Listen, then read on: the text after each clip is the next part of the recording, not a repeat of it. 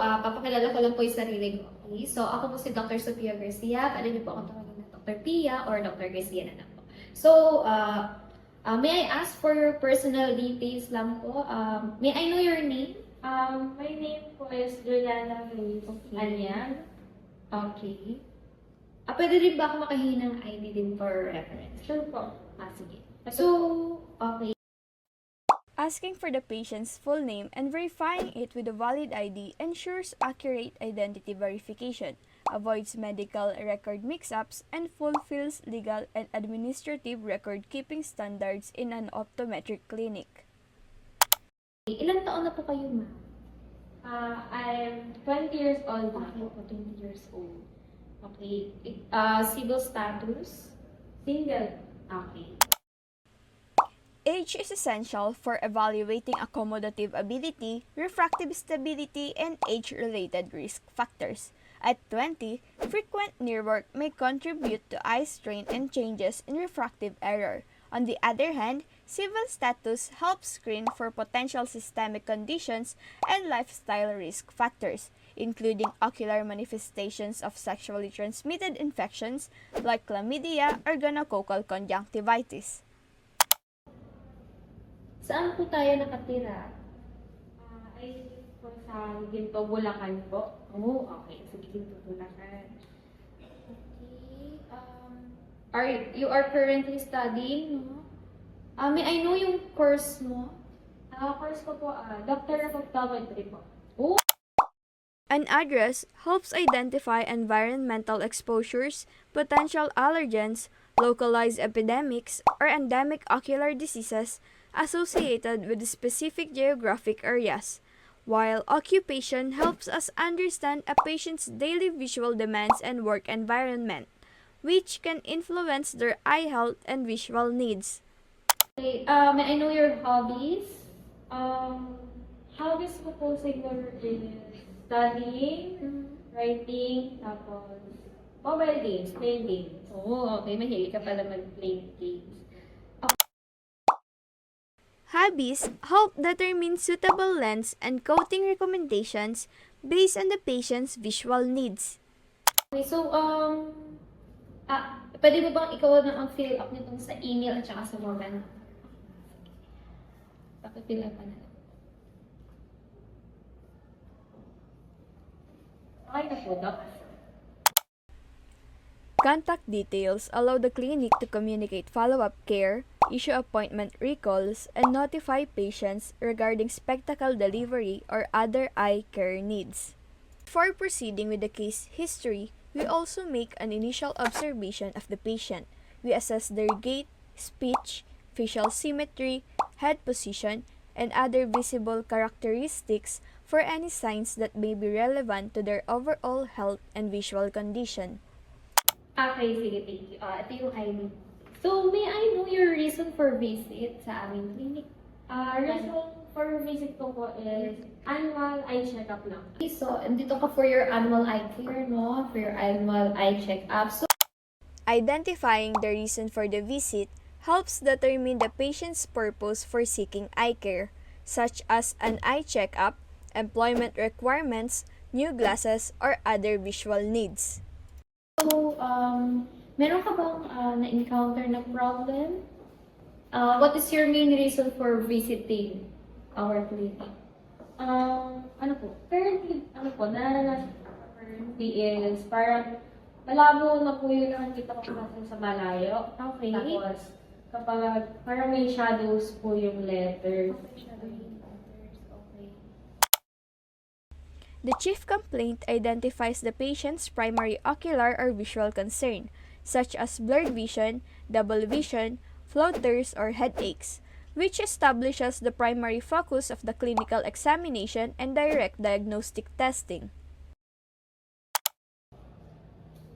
So, okay, may I know din kung meron kang nararamdaman other than that or parang nakikita other than that? Sa blurring vision part? Parang po,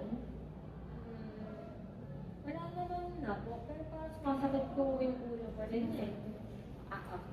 Ayan ba ay frequent? Gano'ng kadalas ang pagsakit ng ulo? Madalang naman po. Madali naman. Gano'n siya kasakit? Siguro po nga sabi ko kung mild Mild. pain lang po siya. So, mild lang yung headaches mo. Aside sa headaches, meron ka pa bang other na nararamdaman?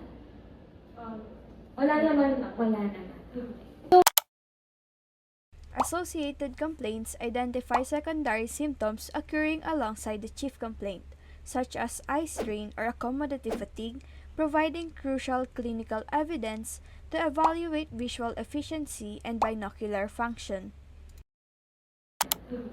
So, that being said, may I know kung kailan ka huling nagpa-eye exam?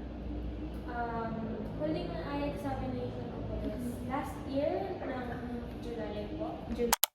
Asking about the patient last eye examination, determine the continuity of eye care, identify changes in vision or eye health, assess compliance with follow-up visits, and compare previous and current eye findings. Okay. Last year ng July. So, ano yung naging parang naging outcome ng eye exam mo? Ano yung nakita niyo? Parang normal naman po. Normal. Nagbigay lang po siya ng prescription. Okay. Okay. Since you are wearing your glasses din pala. Okay. So, pang ilang glasses mo na yan? Let's say na parang 5 to 6 na po. Okay. Matagal ka na pala nagsusuot ng glasses. Ever since kailan pa? Grade 7. Grade 7. Okay. Obtaining the patient's ocular history helps identify previous eye condition, the use of glasses or contact lenses, previous prescription, and any changes in vision. Okay, sige. Okay, so, sa family, sige, may I ask naman yung sa family, may history ba kayo sa family related sa mata? Parang wala naman po. Wala. Family ocular history helps identify inherited eye diseases that may increase the patient risk of developing similar conditions. It supports early screening and appropriate management. Okay. So, okay, sige. Okay, thank you for that. May I ask naman tungkol naman sa general health mo yung huling nagpa-exam ka sa hospital or sa clinic? Last year po, mga September. Oh, okay, September. Last year din siya. Okay, yan. Okay, so meron ka bang naging complications sa health before?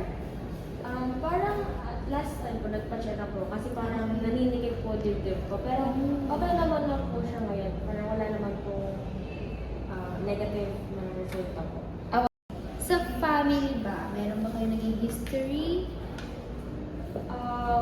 History po ng family health po. Yung father ko po parang may diabetes po and hypertension. Okay, may diabetes. Sa maternal side ba? Sa mother? Parang wala naman po. More on father side. Obtaining the patient's medical history includes assessing personal general health, family general health, and the last medical checkup. This helps identify systemic and inherited conditions such as diabetes and hypertension that may affect ocular health. It also provides information about recent health changes and whenever these conditions are being regularly monitored, allowing the optometrist to plan appropriate examination, screening, and management. So, meron ka bang tinitake ngayon na medication? Wala naman. Wala ka ring allergy?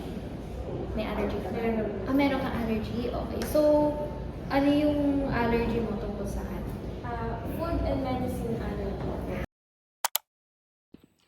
Asking about the patient's medication history and hypersensitivity helps identify current medication, drug allergies, and possible ocular side effects. This information allows the optometrist to perform a safe examination and recommended appropriate treatment while avoiding adverse reaction. Okay. Food and medicine allergy. Meron ka bang tinitake ngayon currently na meds? Currently wala po kasi iniiwasan ko naman po yung bawal. Okay. So, okay, sige, Hihingi rin pag ako ng one by one photo mo, okay? A one-by-one ID picture is attached to the case history to verify the patient's identity, prevent record mix-up, and ensure accurate documentation. So, tara proceed tayo sa ating exam now. So, dito po tayo have a seat po dito sa ating chair. So, before tayo magsimula, kunin ko muna po yung blood pressure. Okay? Blood pressure is measured during case history taking to identify hypertension or hypotension, which may affect ocular health. This information helps the optometrist interpret clinical findings and provide appropriate care or referral when necessary.